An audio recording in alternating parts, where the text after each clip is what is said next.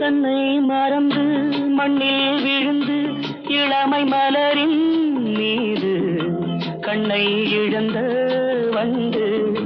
தேக சுகத்தில் கவனம்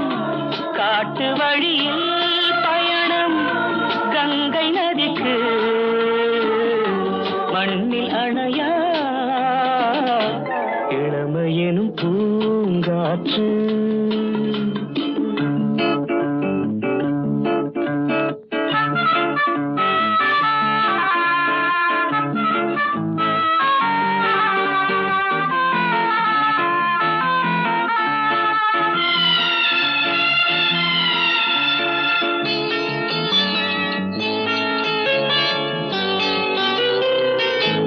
அங்கம் முழுதும் பொங்கும் இளமை இதம் பதமாய் தோன்ற